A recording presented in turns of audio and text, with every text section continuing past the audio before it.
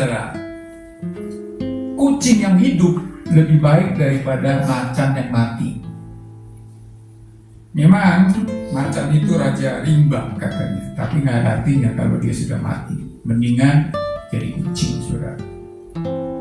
Walaupun kucing diburu-buru, tetapi itu menjadi lebih berarti daripada macan yang mati. Tapi kucingnya harus hidup, saudara. Berarti kehidupan itu penting, hidup itu penting.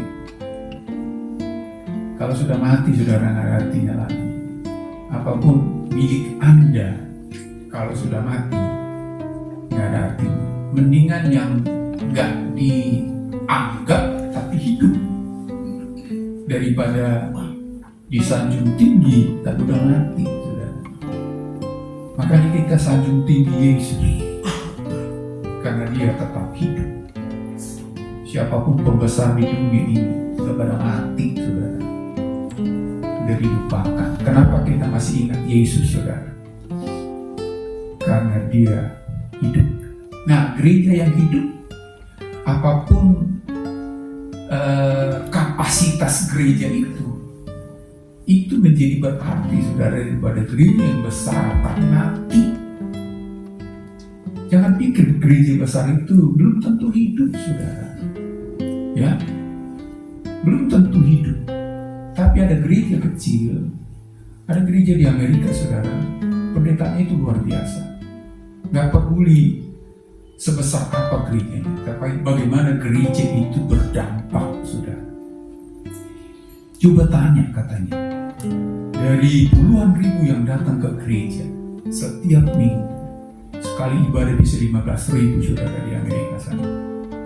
Coba tanya, berapa persen dari mereka yang keluar dari gereja itu menjadi jemaat yang berdampak? Itulah gereja yang hidup. Nah, kita juga rindu gereja kita ini gereja yang hidup. Tapi bukan asal hidup, saudara. Jangan-jangan gereja kita gereja yang mati, saudara. Ada tanda-tanda gereja yang hidup, bukan soal besarnya. Mari kita selidiki gereja kita, nggak usah selidiki gereja orang lain. Kepo itu, saudara. Gereja kita aja, ini gereja kita, ini gereja yang hidup apa enggak? Nggak usah berdalih, saudara. Lihatlah firman Tuhan. Firman Tuhan berkata tentang gereja yang hidup apa? Kisah Rasul pasal 2 ayat 41, 47. Kisah Rasul pasal 2 ayat 41, 47. Jadi bukan sekedar gereja dalam arti organisasi, saudara. Gereja dalam arti organ. Gereja itu bukan hanya sekedar organisasi, saudara. Organisasi boleh tidak ada. Suatu saat barangkali Indonesia nggak boleh lagi ada gereja. Tapi tetap gereja masih tetap ada di negeri ini. Sampai kapanpun, kalau organnya atau orangnya ada, saudara. Jadi apakah saya sebagai gereja yang hidup nggak? Apakah GKRI Penihal sebagai organisasi gereja yang hidup nggak? Mari kita baca Kisah Rasul pasal 2 41, 47. Demikian firman Tuhan.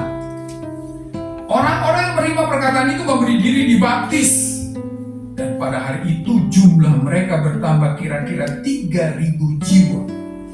Mereka bertekun dalam pengajaran rasul-rasul dan dalam persekutuan, dan mereka selalu berkumpul untuk memecahkan roti dan berdoa.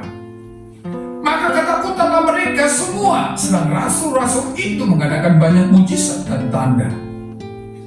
Dan semua orang yang telah menjadi percaya tetap bersatu, dan segala kepunyaan mereka adalah kepunyaan bersama. Dan selalu ada dari mereka yang menjual harta miliknya, lalu membagi-bagikannya kepada semua orang sesuai dengan keperluan masing-masing. Dengan pertekunan dengan sehati, mereka berkumpul tiap-tiap hari dalam bait Allah. Mereka memecahkan roti di rumah masing-masing secara bergilir, dan makan bersama-sama dengan gembira dan dengan tulus hati, sambil memuji Allah, dan mereka disukai semua orang. Dan tiap-tiap hari Tuhan menambahkan jumlah mereka dengan orang yang diselamatkan. Ayat 47, mari kita baca sekali lagi, dimulai dari kata dan.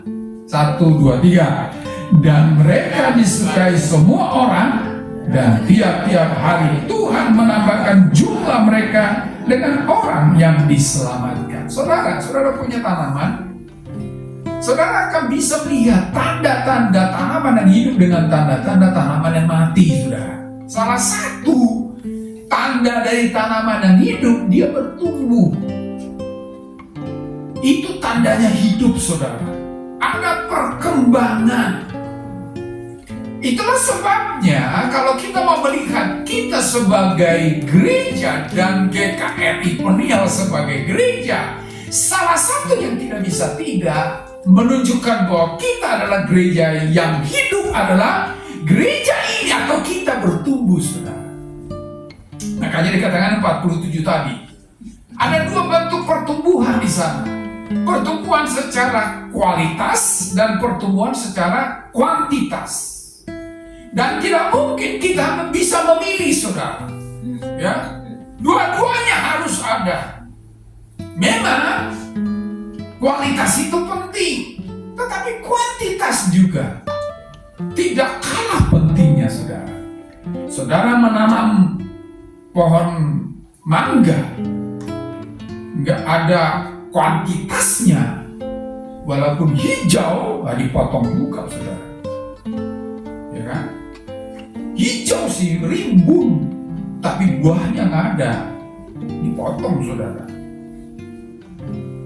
Tetapi memang perlu juga kualitas. Nah, itu perlu kita harus lihat dalam diri kita sebagai gereja dan juga organisasi GKRI Peniel ini. Kalau betul kita adalah gereja yang bertumbuh, ada gereja yang hidup, ada pertumbuhan, saudara. Jangan gitu aja, saudara. Dari tahun ke tahun begitu. Apalagi masih ingat kalau saya minggu pertama yang lalu, saudara, terlalu bermimpi dengan masa lalu. Dulu gitu kan. Saking seringnya dulu itu nggak beranjak dari berdirinya sekarang. Maunya ke belakang, saudara. Saudara tahu Nokia itu kenapa hancur, saudara?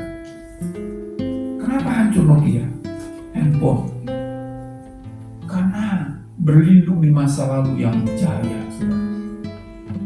Datang BlackBerry nggak peduli. Datang Android nggak peduli. Hancur, saudara. Karena Nokia mati karena apa? Akhirnya nggak bertumbuh, kan? Kenapa nggak bertumbuh? Kita jaya dulu begini, disuruh berubah. Begini aja udah hebat, kan gitu. Datanglah pesaing, hancur, saudara. Gereja ini, kalau mau hidup, saya tidak berkata khotbah saya dua minggu lalu, saudara. Kalau masa lalu itu mendorong kita untuk maju, saudara, pakai. Tapi kalau itu menghambat kita, ngapain sih, gitu kan? Secara pribadi juga begitu, saudara, harus bertumbuh. Kata bertumbuh kualitas sampai di sana. Mari perhatikan ayat yang ke-47, kalimat yang pertama. Dan mereka disukai. Perhatikan, hidup yang berkualitas, saudara. Dari mana itu kita akan lihat nanti. Ciri yang kedua, saudara. Kenapa hidup mereka berkualitas? Karena ada sesuatu yang bekerja dalam hidup mereka. Ada sesuatu yang mereka lakukan. Ada sesuatu yang mereka kerjakan. Tidak hanya sekadar percaya Yesus. Saudara, percaya Yesus masuk surga 100%, saudara. Nggak ada ragunya. Tetapi masalahnya, jangan masuk surga sebagai seorang bayi, saudara.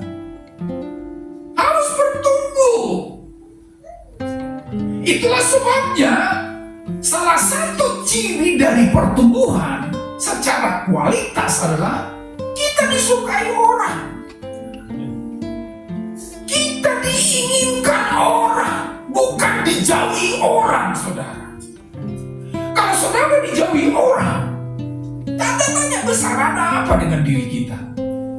Memang ada banyak orang Kristen dimusuhi, saudara, karena itu bukan karena itu kasus itu, saudara.